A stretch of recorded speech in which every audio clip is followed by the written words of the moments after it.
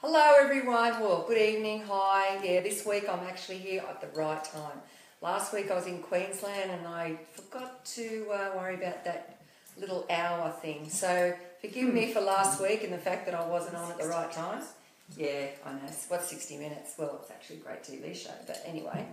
So tonight I have with me Melinda, and you would have noticed that we've actually tagged it Bring Sarah Home. Now, Sarah is Melinda's granddaughter, and tonight we're going to talk about Sarah, who has a disability.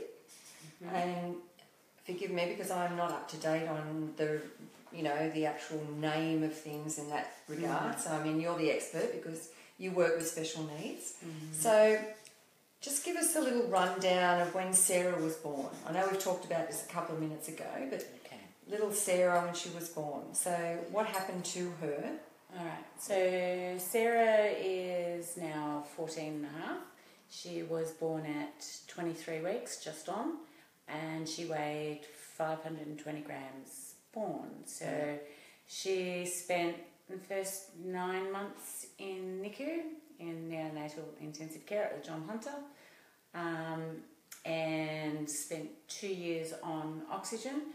She flatlined I have no idea how many times, especially if she was turned on her right-hand side, she would have difficulty and would then end up on life support. So she suffered from enormous amounts of oxygen deprivation, and also because of her prematurity, her extreme prematurity. Like normally at 23 weeks is when your frontal lobes start to develop, when it's still inside your mum. So your frontal lobes is where you get all your sensory perception, things along those lines. So Sarah has severe autism. She is intellectually severe. She tests at about 3 years of age, if that. She's seen as being non-verbal, although she is verbal to some extent. She can certainly tell you exactly what she wants when she wants it. A lot of her things is echolalia, which is echoing, just repeating things, so she learns phrases. Most of her stuff she's learnt off SpongeBob. I noticed that when she was really young and she was living with me, and she threw a big tantrum at a chemist one day and was going, Mr. Krabs, Mr. Krabs, Mr. Krabs, and I realised, oh my God, you're angry, because Mr. Krabs is normally angry. See, I'm not up to date with all these cartoon thingies, but it is a kids' cartoon program. Oh man, so there's a lot of my viewers out there probably going, oh, what's this? And hi, Gorenberg. Most people know SpongeBob, it's okay. I know. I kind of only know because I've got a grandson. Hi, Alana Jack. Hi, Gorenberg. And hi, Margaret Moffat. How you going? Okay, so at that very young age, and who was she living with then? Was she living with you or your daughter? No, she was living with her mum. Yeah. Her mum and her mum's partner at that stage. Sarah didn't go home until she was 9 months old, or just over 9 months old. She went home with a fair amount of support, so continual hospital visits and everything else. So Sarah had, before she even left hospital, she'd had a heart operation to close a pediatric valve, which was leaking in her heart. So she has severe pulmonary hypertension and chronic lung disease. When she was roughly 8 or 9 years of age, she had open heart surgery. She is on heart medications. Her lungs are hardened because of all the oxygen that she had to have, and she was a sick little girl. Oh gosh, yeah, she was. But she has always managed to pull through the most amazing things, and has an incredible pain threshold and tolerance for things. As with most kids that have autism, she is hypersensitive to, was hypersensitive to touch, not so much anymore, and to sounds and things along those lines. She's really good at technology. She's You should get over to teach me. Oh man, she manages to unlock people's devices easily, and can get on all kinds of programs that sometimes she shouldn't be. Oh well, you know, lucky she can do that. Yeah, she comes down my place. So anyway, some of the things she comes out with, you think, oh no, what did you watch? Oh dear. So from there, from that young age, like she was with your daughter Jess and lived with her and her partner and her dad. Yeah. And then was it too much for your daughter to look after, or what happened there? Like, well, I think I find with most disabled kids, it takes a village to raise. With any child it does. Yeah, and especially one with special needs. Yes. A lot of the time with kids with autism, especially girls with autism, they have sleeping problems. So Sarah just wouldn't sleep. You know, like I'd take her for a big walk around the block, I'd do all that sort of stuff, I'd get her to sleep, I'd get back, she'd wake up. And then it would take another 3 hours to get her to sleep. She'd sleep for an hour and then she'd be up again. So, you know, that sleep deprivation for any kind of parent or grandparent is just especially phenomenal. For a first-time parent too. And then when you've got all the behaviours that come with it, it's really difficult. So I used to help out as much as I could with Sarah. By the time she was nearly 3,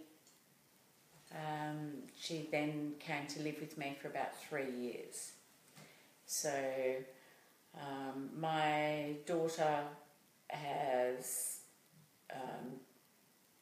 drug addiction and has had problems with drugs for a very long time.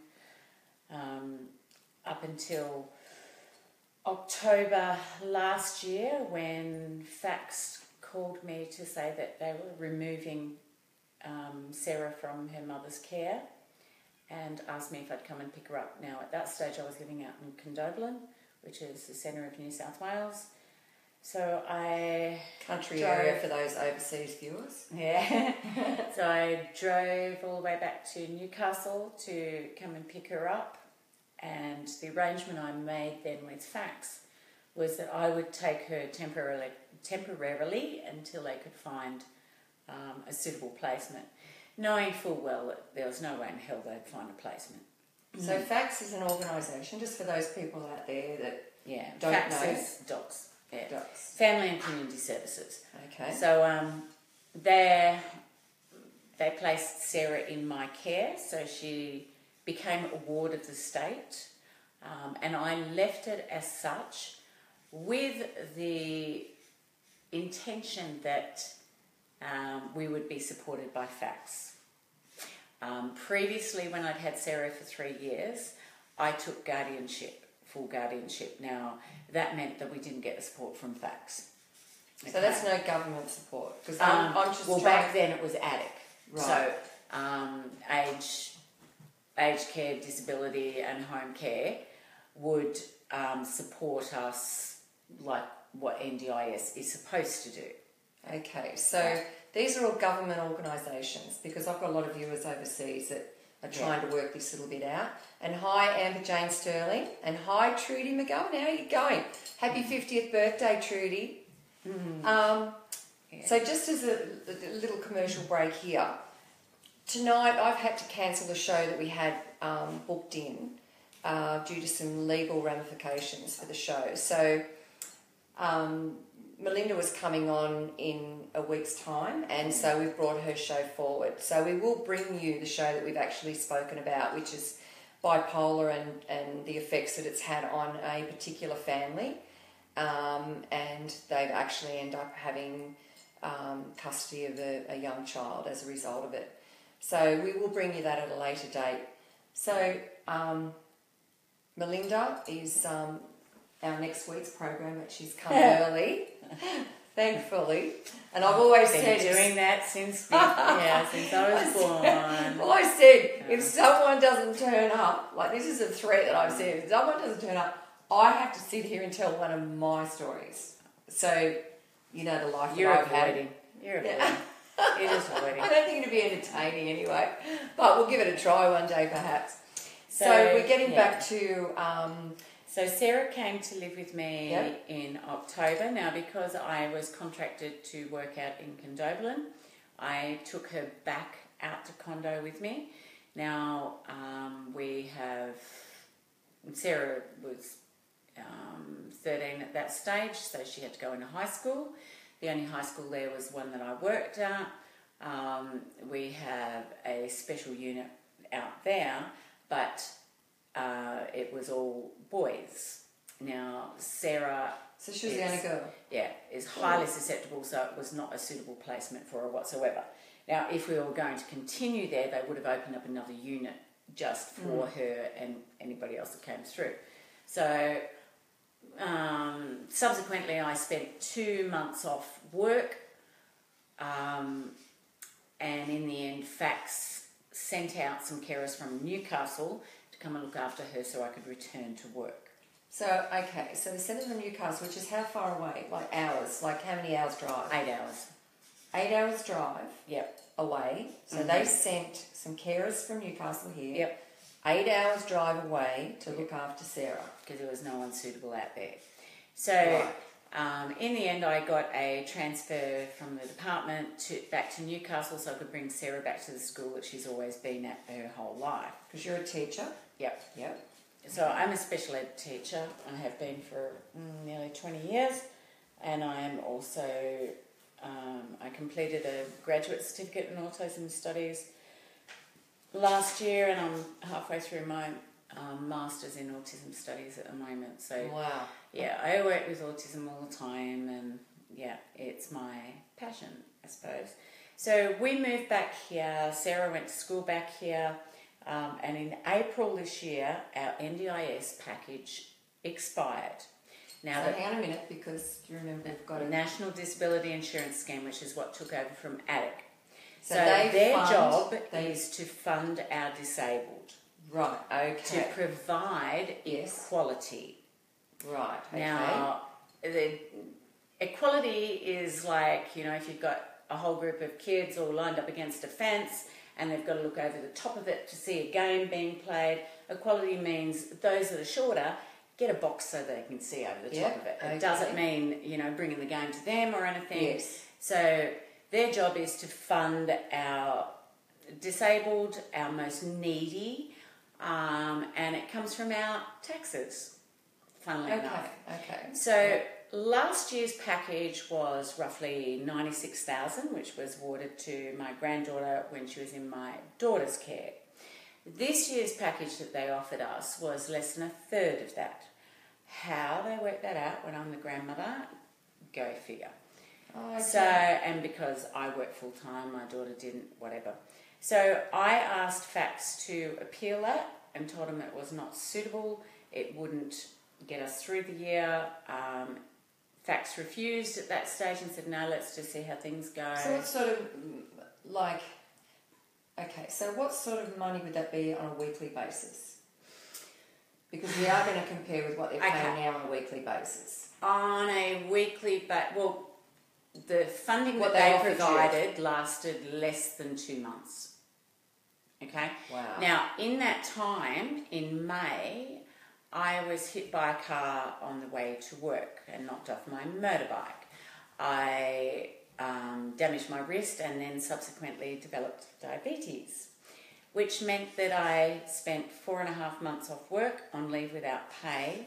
It also meant that I could not get out of bed for about 2 months and had about 4 stays in hospital and operations. And you've had care of Sarah during that time. That's right. So we needed 24/7 care because with the diabetes, I would pass out at times and find myself on the floor and Sarah standing over the top of me, and one stage she... So hi, Kapika White, and Tracy Waddell, hello, and Karina, hi, and Ben, Ben Latham, what are you doing watching this? Anyway, stay tuned. So then, so in the meantime, we ran up a bill with our home care, with Home Care Australia, which is our chosen respite services, and NDIS and FACS, who were meant to help fund and everything else. We ended up owing over $50,000 to our respite service, who continued because Sarah had a need. We had a need. Well, you had a need as a family. They were not going to leave that's right. us stranded. Now, NDIS promised, and nothing came through. In the end, I put in numerous formal complaints to NDIS. In fact, I put in 8 formal complaints with NDIS. They answered none. So I then went to the federal member and put in complaints through them. And what do you know? They answered the federal member and they told them that Sarah does not come under their guideline. Even though they'd actually been paying for her previously. That's right. So I went back through their guidelines and pointed out to them under 7.11A and B that they well and truly are liable and they need to do their job.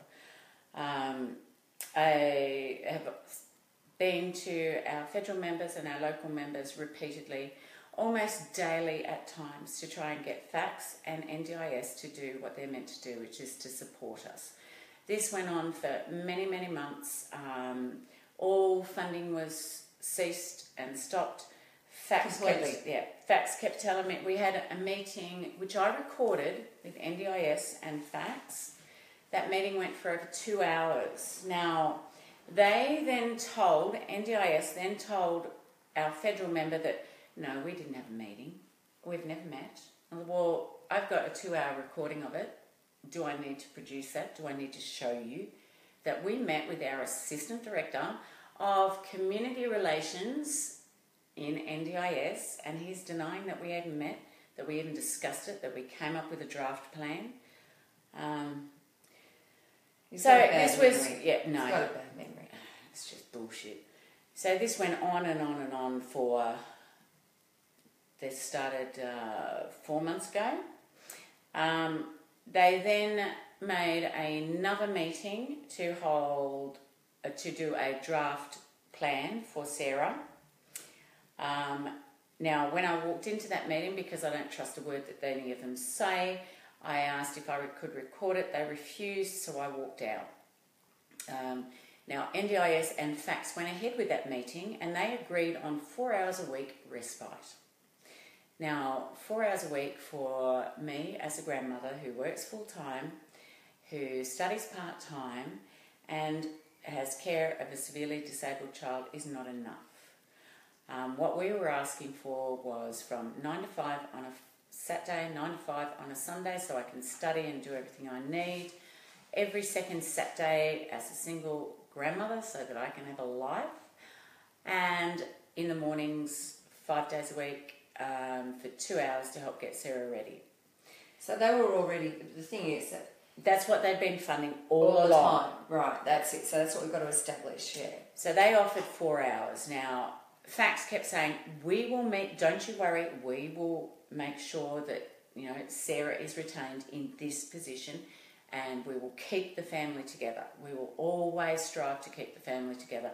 Don't worry about it. But when it came down to the crunch, they did not come through. There was no funding, there was no money. They said they couldn't do it. So are you still in negotiations with them, or is that negotiation stopped? I have no idea. They won't speak to me. So where's Sarah now, though? I'll get there.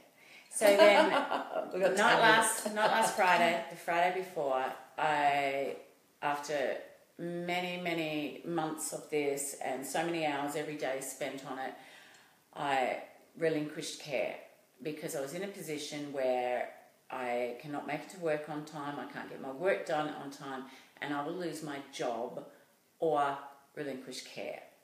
So, okay, I'll relinquish care. That's it.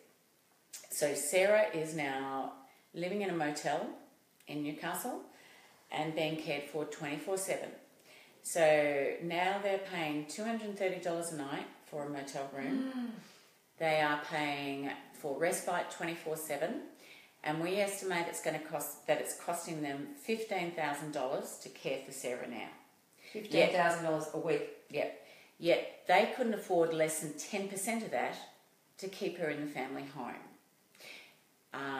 I'm in the middle of petitioning the minister through the federal member and through the local member to try and get this sorted. Facts keep telling me there's going to be a meeting, there's going to be a meeting, there's going to be a meeting. Sarah's been there for nearly 2 weeks now.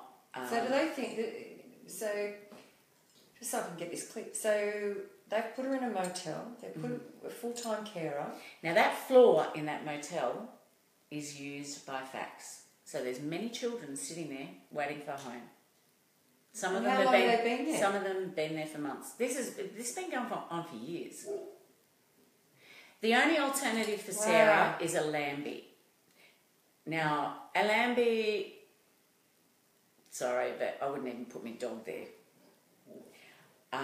For Sarah, who is a 14-year-old girl, she is a very large girl, Well-developed. Yeah, she is highly susceptible.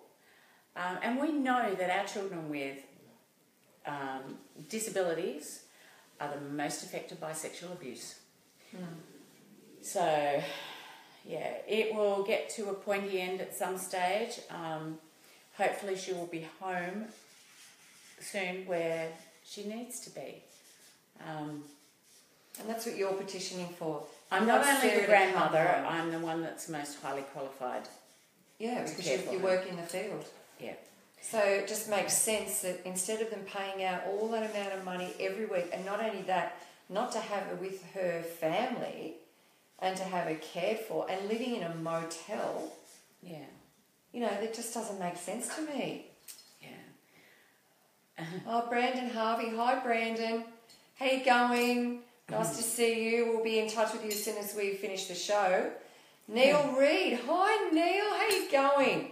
I hope you've listened to the whole show, and there's many, many more to go. But I mean, it's a really sad situation because really Sarah should be at home with you, with her own grandmother.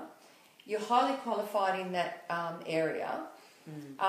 They could be paying out a lot less than what they're paying now, and she'd be happy being at home. At the moment, she's in a motel. Like, how does that make sense? It doesn't. It doesn't make sense to me. The only things that they've done right about it all is that they have kept the same carers on. So Sarah is being familiar cared for with someone, familiar people that she trusts. And there's a pool and a spa, which she loves. But that can't go on forever. No, it won't. And, the alternatives is a Lambie, because it's cheaper. And a Lambie is, for those viewers that don't know anything about a Lambie, what is a Lambie? It's normally for juvenile delinquents. So it's normally for kids that have been in trouble with the law. It's not necessarily disabled, and it's certainly not young disabled girls. I worked in that industry on and off for years as well, so... You've got an indicator as to what it's like. Well... It's not suitable, let's put it that way. That's right. And I have students that live in that kind of situation as well. So what they may also do is rent a house and put her in it. And normally their rentals are substandard. Why wouldn't they just pay to have a year living with you with a grandmother? It'd be a lot less than doing that. So many times, and I get... How do you remain positive about life, and if you're dealing with this on a day-to-day basis? Like, what's your self-care plan? Like, what do you do for yourself to remain, to pull yourself through this? Because, I mean... I get on my motorbike and just... Oh, you're a Harley girl? I'm a Ducati girl. Sorry, guys, but I just... Yeah. Sorry, Harley. Right. That's it's Ducati talking here. I exercise, and it's really hard to get up in the morning. This house isn't a home. There's no noise. There's no Sarah running around dancing and checking herself out in anything that reflects her image. Even the dog's sleeping with her soft toys. It's sad. It's really sad. She has everything set up here. She has her space where she feels safe and secure. Where she is, I don't know whether she thinks she's on a holiday. I mean, she understands to some extent, but it's a concept. You know, try getting a concept through to it. And an autistic child, they don't get it. It's not, you know, it's not in concrete. She will, she could be there for months. I'm told the decision from the minister could take anywhere up to 8 weeks, which is 2 months off. That's Christmas. That's right. She needs to be home with a grandmother for Christmas. Yes, she does. Yes, you know, she does. so if you... All right. So if there's someone out there that's listening to this, watching this show, that could possibly influence any decision or at least bring it to the table somewhere that it happens quicker, well, we know to do it. But here's your opportunity to look down that camera right there and to give them a message from you, from your heart. Right there's that camera. So I want you to look into that camera and I want you to tell them from the heart, like you've got the opportunity now, without any animosity. Me? Animosity? Without, you know, like, okay, you've got an opportunity now to make that plea. What I would say is, I'm Sarah's grandmother. I'm the only one in her family who can take her. I'm the only one that can provide for her. I'm the only one that can provide everything she possibly needs and the opportunities she needs. I'm the one that's trained in that area. I'm the one that studies in that area. She needs to be home. She is Nanny's girl, and that's where she needs to be. And we need to bring her home. I don't know how else to put it. You know, she's the most amazing child who's been through so much. How can we all just sit back and allow her to go through any more than what she already has? We're talking about our taxpaying money, not, you know, funding that just comes from the government. It doesn't just come from the government. You know, NDIS is funding the most ridiculous programs that show no evidence-based research or results, and yet we're doing nothing about it. Everyone just sits back and just watches it. I'm not the only one that has had to relinquish their child this year. There is many others that have had to, due to NDIS not funding. Now, it's not right. We need to do something about it. We need to bring these children home. Children like this die in institutions. It wouldn't be the first time. It's not the first time. I know of quite a few others that have. And I hope that this never happens again. And that is one of my worst fears. Sarah has some serious conditions, and as she gets stressed, it affects her heart. So I would ask for any help that can be provided. Be gratefully received. So if anyone is out there and you've listened to the whole program, you know where it's at. For those of you that have just joined in now, Joanne Quirk, Brandon Harvey, Tracy Waddell, and I know you send in prayers, Brandon. I've just read that, and thank you so much for that. This is about a very special young woman, and she needs to be home with her grandmother. She, you know, I mean, you can't get care like you can from the heart of a beautiful family member. And, you know, I personally know Sarah, and I know how happy she is when she's around a grandparent and she's in her own home, her own bed and all that. Living in a motel is no way to be bringing up a young person in that situation. So, you know, I don't know who's out there, I don't know who's listening, I don't know what influence you've got, but hey, take it to heart what we've just said and try and do something about it to make a change. I thank you everyone for joining us tonight, and thanks Melinda, and I hope, you know, something beautiful happens. Yeah. And, you know, I just can't even imagine. It's all right. Don't you start. You get me going and then I'll never stop. Yeah.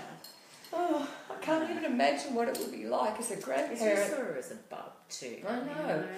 Yeah. I saw a newborn and like the little oxygen tent and all the heart operations and just a bloody miracle that she's even here.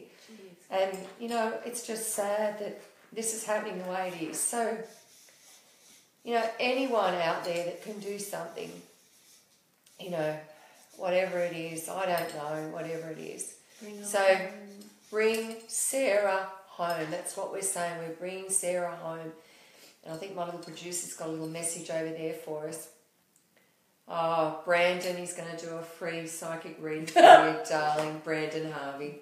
That's all right. Nervousness does that to you. Thank you, Brandon. We'll be in touch about that. So,